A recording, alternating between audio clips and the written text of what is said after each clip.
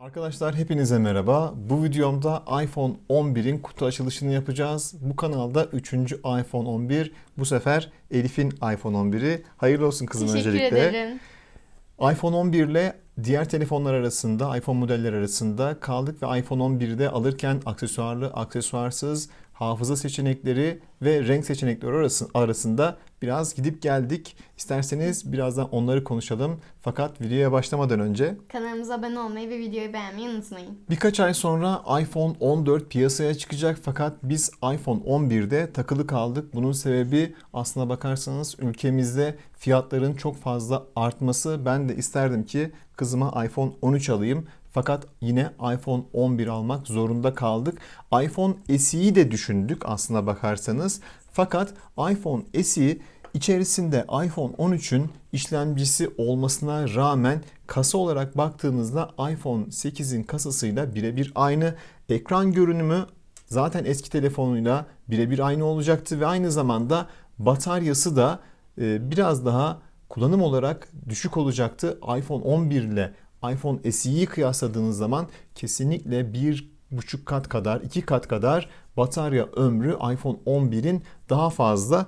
O yüzden iPhone 11 almaya karar verdik diyebilirim. Aynı zamanda isterseniz biraz da şimdi fiyatlardan bahsedelim. Tabii fiyatlar aslına bakarsanız çok değişken. Aynı zamanda renk seçeneklerinden de bahsedelim.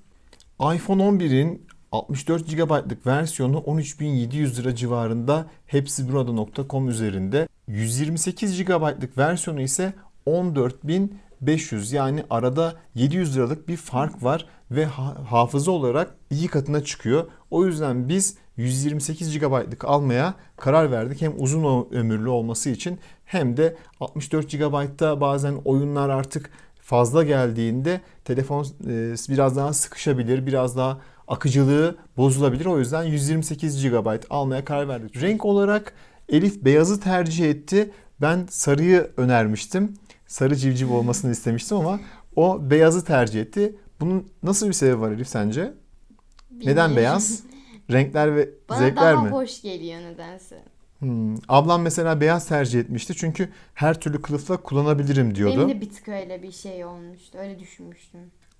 Anladım. Şimdi ne yapacağız? Bundan sonraki videoda kutu açılışını yapacağız ve daha sonra iPhone 7 mi bu Elif? iPhone 6s. iPhone 6s'in içerisindeki tüm verileri iPhone 11'e aktaracağız. Hızlı kurulum yapacağız ve daha sonra videomuzu bitireceğiz. O zaman devam edelim. Evet, hepsi burada üzerinden almıştık. Şöyle kutuyu bir gösterelim. İstersen artık açalım. Tamam.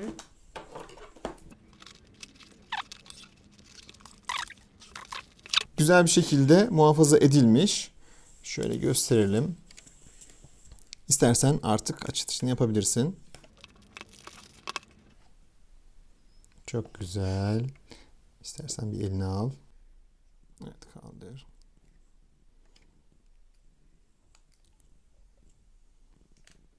Güzel. Onu yana koy şimdi. Bakalım içinden neler çıkıyor, onu bir göster Elif. Elif aynı zamanda bu aksesuarsız kutu.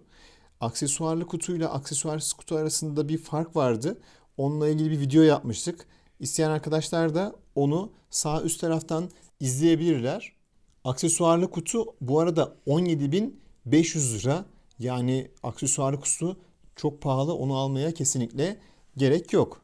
1 metre uzunluğunda USB-C bir tarafı, diğer tarafı Lightning. Onu bir göster Elif. Tamam. Koy yana onu. Şunun içinde ne var kızım? Çıkartmamız gerekiyor. Evet, iğnemiz var. Hiçbir zaman kullanmadığımız sticker'ımızı bir göster. Evet. Ben buzdolabına yapıştırdım. Buzdolabına yapıştırdık. Evet. Onun haricinde başka bir şey var mı? Kulaklık var mı? Peki adaptör var mı? Hayır, çünkü aksesuarsız kutu. Evet. O aksesuar kutu olduğu için yok. İstersen o zaman hemen hızlı kuruluma geçelim. Elif beyaz tercih etmiştim. Bu arada yorumlarını da bir alayım beyazla ilgili. Şöyle biraz da bize yakından göster. Nasıl duruyor beyazı? Bence çok tatlı. Bebek gibi duruyor. Çok hoş olduğunu düşünüyorum. Tamam. Güç düğmesine bas ve aç istersen. Şimdi telefonunu yanına getir. Diğer telefonunu. Güzel. Merhaba dedi. Şöyle kaydır. Dil seçeneğini seç. Diğer telefonun da ekranını aç istersen kızım. Uçak modundan kaldır.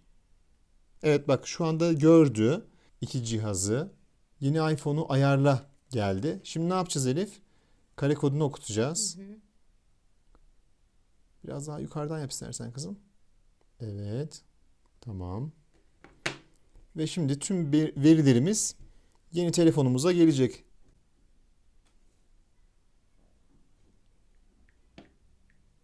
Herkes şifreni öğrendi. Şimdi Face ID'mizi tanıtacağız. Tanıt Elif sen şimdi kendine. Baş hareketlerinle bunu yapacaksın. Başını çevir. Evet.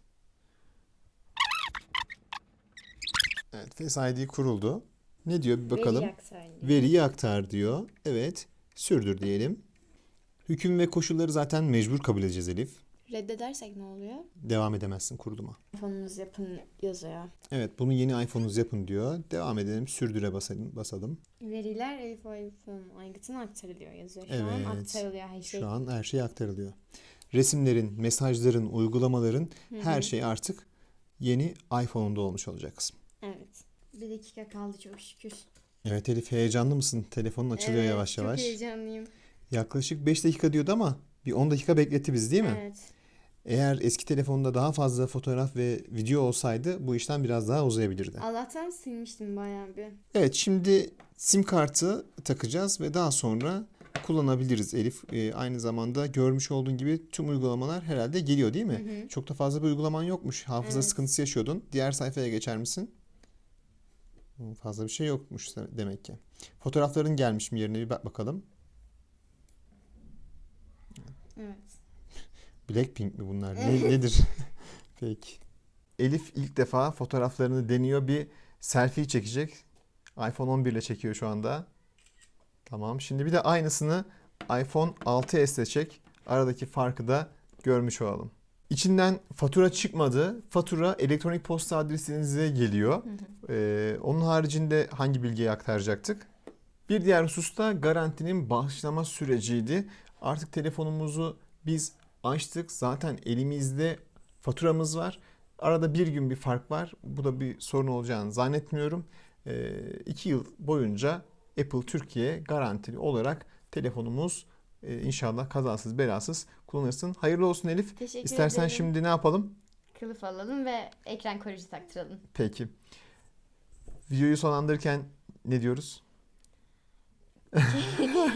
Kanala abone olmayı unutmayın, videoyu beğenmeyi unutmayın. Kendinize iyi bakın, hoşçakalın. Hoşçakalın.